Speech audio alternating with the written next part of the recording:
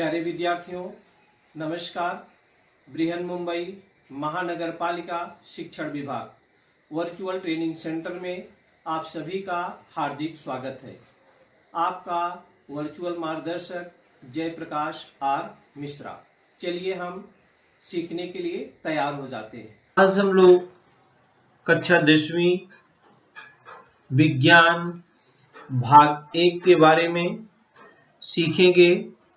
उसका अपना टॉपिक है रासायनिक अभिक्रिया और समीकरण। हम लोग इस पाठ में क्या क्या सीखने वाले हैं, एक नजर हम उस पर डाल लेते हैं। इस पाठ में रासायनिक अभिक्रिया, रासायनिक अभिक्रियाओं के लेखन के नियम, रासायनिक समीकरण संतुलित करना, रासायनिक अभिक्रियाओं के प्रकार, ये 4 टॉपिक इस पाठ में हमें पढ़ना है, जिसमें हम इस वीडियो में आज रासायनिक अभिक्रिया और रासायनिक अभिक्रियाओं के लेखन के नियम के बारे में पढ़ेंगे। शेष रासायनिक समीकरण संतुलित करना और रासायनिक अभिक्रियाओं के प्रकार हम अगले वीडियो में देखेंगे।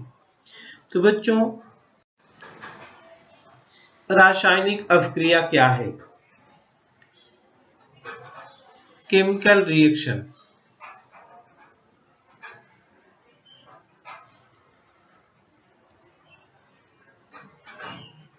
अठारहवीं और 19वीं शताब्दी में कुछ वैज्ञानिकों ने रासायनिक अभिक्रियाओं के संदर्भ में मूलभूत प्रयोग किए थे। उन प्रयोगों से ऐसा सिद्ध किया कि रासायनिक अभिक्रिया होते समय द्रव्य का संगठन परिवर्तित होता है। वह ये परिवर्तन अस्थायी स्वरूप का होता है। इसके विपरीत भौतिक परिवर्तन के समय केवल द्रव्य की अवस्था या रूप बदलता है और ये परिवर्तन अधिकांशतः अस्थायी स्वरूप का होता है। प्यारे विद्यार्थियों, हम लोगों ने इसके पहली कक्षा में अस्थायी परिवर्तन और अस्थायी परिवर्तन के बारे में सीखा है। अस्थायी परिवर्तन को फिजिकल चेंजेस अर्थात भौतिक परिवर्तन और अस्थायी परिवर्तन को हम केमिकल चेंजेस बोलते हैं। तो थोड़ा सा हम पुनरावर्तन कर लेते हैं फिजिकल चेंजेस और केमिकल चेंजेस के बारे में। ये जो चेंजेस होते हैं बच्चों, मुख्य रूप से 2 प्रकार के होते हैं, भौतिक परिवर्तन और रासायनिक परिवर्तन। Physical changes and chemical changes हम कुछ उदाहरणों के द्वारा आपको बताएंगे। ये देखिए फिजिकल चेंज है, object remains but may be in a different state. जैसे पेंसिल देख रहे हैं, पेंसिल टूट के 2 टुकड़े में हो जाती है, लेकिन उसका जो आकार है, आकृति है, वो बदलती नहीं है, वैसे की वैसे ही रहती है। तो उसको हम फिजिकल चेंज बोलते हैं। जैसे बटर है, बटर मेल्ट करने पर पानी जैसा हो जाता है, लेकिन वो ठंडा करने पर फिर बटर का ही रूप धारण कर लेता है। माने कहने का अर्थ है फिजिकल चेंज वो चेंज होता है जो अपनी पहली अवस्था में आ जाए और उसका कुछ रंग रूप बदले न। जैसे पानी है, भाप बन के उड़ जाता है, वो उड़ता है, तो फिर भाप को अगर हम ठंडा करते हैं तो पानी में बदल जाता है। बर्फ है, वो पिघलता है, लेकिन वो फिर ठंडा कर देने से फिर बर्फ का रूप धारण कर लेता है। तो ऐसे चेंजेस को हम फिजिकल चेंज कहते हैं। केमिकल चेंज, इसमें जो ऑब्जेक्ट है हैज न्यू प्रॉपर्टीज, नए गुणधर्म हो जाते हैं। जो भी ऑब्जेक्ट है अगर वो बदली करता, चेंज होता है, तो वो नया गुणधर्म उसका धारण कर लेता है। जैसे लकड़ी है, लकड़ी को आपने जला दिया तो जलाने के बाद वो ऐश राख बन जाती है। अब लकड़ी और राख से हम पुनः लकड़ी नहीं बना सकते हैं। इस ऐसे प्रकार के चेंजेस को, क्योंकि यहाँ प्रॉपर्टीज गुणधर्म ही बदल जाते हैं, तो जब गुणधर्म बदल जाते हैं, नए पदार्थ बन जाते हैं, लकड़ी से राख बन गया, ऐसे चेंजेस को हम केमिकल चेंज या रासायनिक परिवर्तन कहते हैं। यहाँ पर देखिए, खाना पकाया जा रहा है, तो जब इसको पका दिया, ये दूसरी अवस्था, इसकी प्रॉपर्टी बदल गई। यहाँ पर एक देखा जा रहा है, अंडा है, अंडा को आप फ्राई कर दो, फोड़ दो, तो फूटे हुए अंडे से फिर आप जो होता है आमलेट बना दिया, तो आमलेट से अब फिर आप कितना भी ट्राई कर लो अंडा बना ले तो नहीं बन सकता, उसका माने प्रॉपर्टी चेंज हो जाती है। तो जो जिसकी प्रॉपर्टी चेंज नहीं होती है वो फिजिकल चेंज कहलाता है, और जिसकी प्रॉपर्टी चेंज हो जाती है वो केमिकल चेंज कहलाता है। कुछ उदाहरण हम आपको दिखाएंगे। ये देखिए, आप कोई भी पदार्थ है उस पर दाब डाल रहे हैं, तो उसकी आकृति और आकार जो होता है वो बदल रहा है, लेकिन जैसे ही आप दाब छोड़ देते हैं, बल लगाना छोड़ देते हैं, वो अपनी पहली स्थिति में आ जाता है। तो ऐसे परिवर्तन को हम बच्चों फिजिकल चेंज या भौतिक परिवर्तन कहते हैं। ये देखिए, बर्फ का उदाहरण है, यदि आप physical change or water into ice, water जब आइस में बदलता है, और आइस को वाटर जो होता है आइस में बदलता है ठंडा करने पर, और फिर हम उसको गर्म कर देते हैं तो फिर वाटर में बदल जाता है। ये भी फिजिकल चेंज है, आइस मेल्ट हो गया, या कापर जो होता है मेल्ट हो गया, इस स्थिति में आ गया, उसको फिर हम गरमाएंगे तो दूसरी स्थिति में आ सकता है। तो इस प्रकार के चेंज को हम फिजिकल चेंज कहते हैं। ये मोमबत्ती है, आप जलाते हैं तो पिघलती है, पिघलने के बाद फिर ठंडा होता है, तो फिर हम उससे मोमबत्ती बना के जला सकते हैं। ये फल है, टाइम टाइम से पेड़ों में आता है, गिरता है।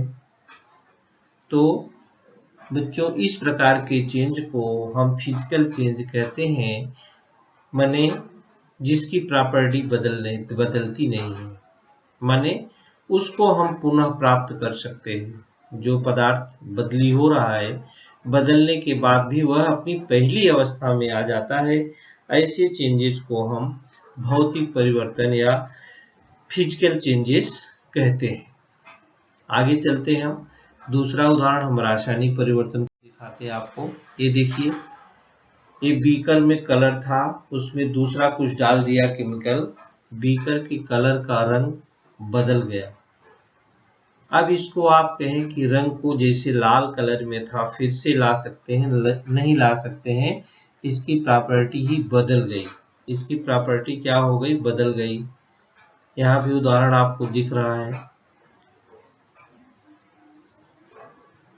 कुछ सॉल्यूशन डालने पर जो बोतल में पानी था वो सबके रंग बदल गए। यहाँ भी आप उसी को देख रहे हैं, ये कलर इसका धीरे धीरे बदली हो रहा है। ये लाल कलर डाल दिए, देखिए।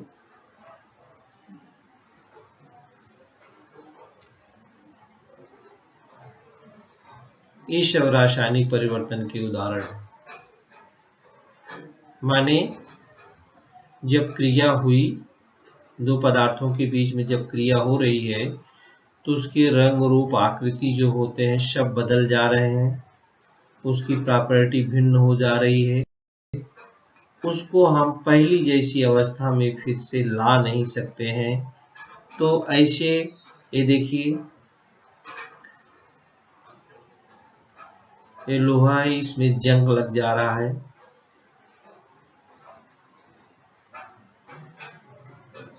तो ऐसे परिवर्तनों को हम केमिकल चेंजेस बोलते हैं, रासायनिक परिवर्तन बोलते हैं।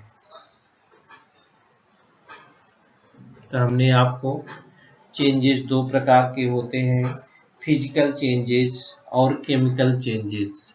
फिजिकल चेंजेस में प्रॉपर्टी नहीं बदलती है, ऑब्जेक्ट की प्रॉपर्टी वही रहती है, उसको हम पुनः पहली स्थिति में ला सकते हैं। लेकिन केमिकल चेंजेस में प्रॉपर्टी गुणधर्म बदल जाते हैं, हम उसको पहली जैसी अवस्था में फिर ला नहीं सकते हैं। ते हुआ जो चेंजेज होते हैं वो अस्थाई और अस्थाई। अस्थाई को हम भौतिक परिवर्तन, अस्थाई को हम रासायनिक परिवर्तन कहते हैं। ये देखिए यहाँ पर नीचे कुछ हम प्रश्न हैं, कुछ घटनाएं घटित हो रही हैं, उसमें आपको बताना है कि आपके भौतिक परिवर्तन है या रासायनिक परिवर्तन है। तो बच्चों घटनाएं बहुत ही आसान है। पहली घटना है बर्फ का रूपांतरण पानी में। तो बर्फ को आप गर्म करेंगे तो पानी में बदल जाएगा, लेकिन पानी को आप फिर ठंडा करेंगे तो बर्फ में बदल जाता है। तो ऐसे परिवर्तन को हम भौतिक परिवर्तन कहते हैं। दूसरा है भोजन का पकना। भोजन जैसे चावल है, चावल पक करके चावल को पका दिया, सब्जी को पका दिया, तो फिर अपनी पहली जैसी अवस्था है चावल फिर नहीं बन सकता है। वो भात बन गया, भात फिर से आप कहो कि चावल के रूप में आ जाए तो नहीं आ सकता। तो ऐसे परिवर्तन को हम रासायनिक परिवर्तन कहते हैं। फल का पकना, फल अगर पक गया और आप उसको सोचो फिर वो कच्चा हो जाए तो नहीं हो सकता। ऐसे परिवर्तन को हम रासायनिक परिवर्तन कहते हैं। दूध को रूपांतरण दही में होना, ये भी रासायनिक परिवर्तन का ही उदाहरण है।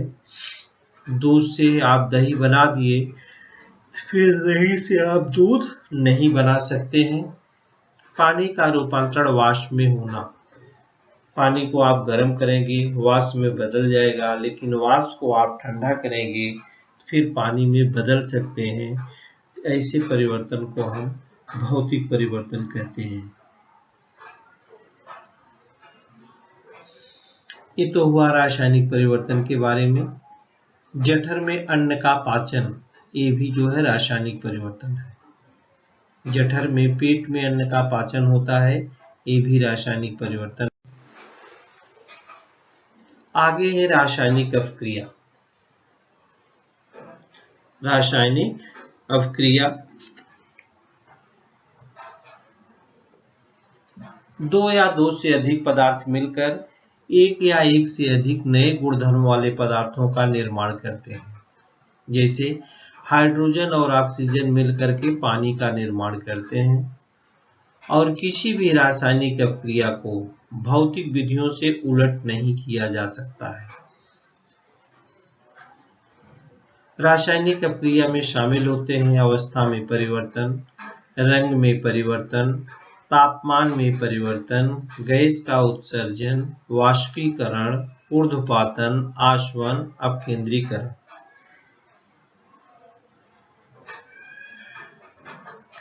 तो दो या दो से अधिक पदार्थ मिलकर एक या एक से अधिक नए गुणधर्म वाले पदार्थों का निर्माण करते हैं।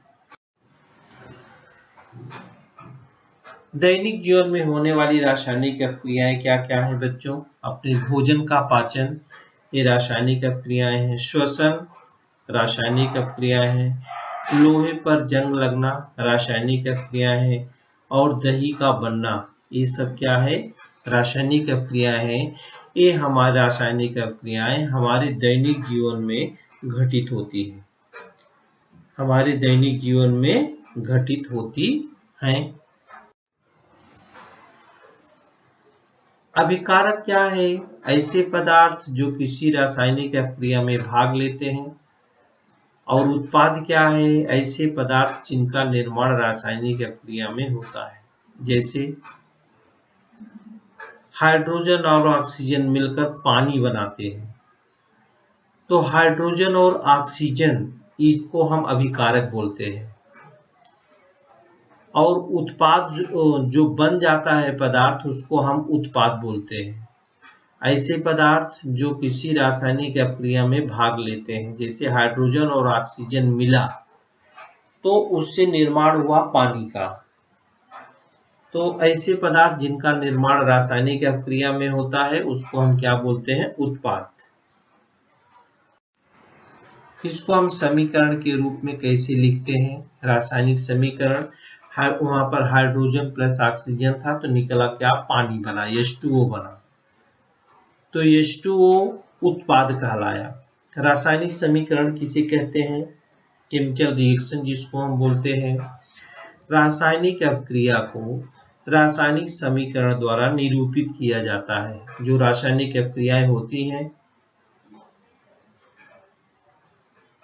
उसको हम रासायनिक समीकरण के द्वारा कैसे लिखते हैं? रासायनिक समीकरण के अभिकारकों और उत्पादों में पदार्थ के प्रतीकों सूत्र का इस्तेमाल करके हम लिखते हैं और उनकी भौतिक अवस्था को भी दर्शाया जाता है कि वो सॉलिड है तो S से लिखते हैं, लिक्विड है तो L से लिखते हैं, गैस है तो G से लिखते हैं, जलीय विलयन है तो AQ से लिखते हैं। जैसे यहाँ पर एक समीकरण बताया है, मैग्नीशियम जो होता है ये ऑक्सीजन में जब दहन होता है तो मैग्नीशियम ऑक्साइड बनता है। मैग्नीशियम ऑक्सीजन के साथ जब क्रिया करती है तो मैग्नीशियम ऑक्साइड बनता है। अब इसको हम रासायनिक समीकरण के रूप में कैसे लिखेंगे? तो मैग्नीशियम को Mg से लिखते हैं, ऑक्सीजन को O2 से लिखते हैं। Mg प्लस O2 ये दोनों अभिकारक है। मैग्नीशियम और ऑक्सीजन संयोग कर रहा है तो उत्पाद बन रहा है मैग्नीशियम ऑक्साइड, MgO। अब यहाँ पर इसको Mg जो है वो किस अवस्था में है? सॉलिड अवस्था में, तो S से लिखते हैं। O2 क्या है? गैस अवस्था में है तो हम G लिखते हैं। और जो MgO बना मैग्नीशियम ऑक्साइड किस अवस्था में बना? सॉलिड अवस्था में बना, तो इसको हम S से लिखते हैं। इस प्रकार से हम जो रासायनिक अभिक्रियाएं हैं उसको हम सूत्र के रूप में कैसे लिखते हैं? इस सूत्र के रूप में लिखना ही रासायनिक समीकरण कहलाता है। यहाँ पर हमने मैग्नीशियम और ऑक्सीजन के संयोग को दिखाया है, इससे बना है मैग्नीशियम ऑक्साइड। तो मैग्नीशियम को Mg से लिखते हैं, ऑक्सीजन को O2 से लिखते हैं, उसका सिंबल है। और जब क्रिया हो जाती है तो ये जो एरो का निशान है इक्वल टू, आप कह लीजिए इसको, बनता क्या है? Magnesium oxide. वो उत्पाद है, माने अभिकारक के संयोग से उत्पाद बनता है। अभिकारकों के संयोग से जो होता है उत्पाद बनता है। इसी प्रकार से आप अगर कॉपर सल्फेट को जिंक के साथ संयोग कराएंगे तो जिंक सल्फेट बनता है प्लस कॉपर बनता है। प्यारे विद्यार्थियों, हमने जो आज सीखा हमें पूर्ण विश्वास है आप उसको अच्छी तरह से सीख चुके हैं और उसका आप अच्छी तरह से अभ्यास भी करेंगे। आज के लिए इतना ही, धन्यवाद।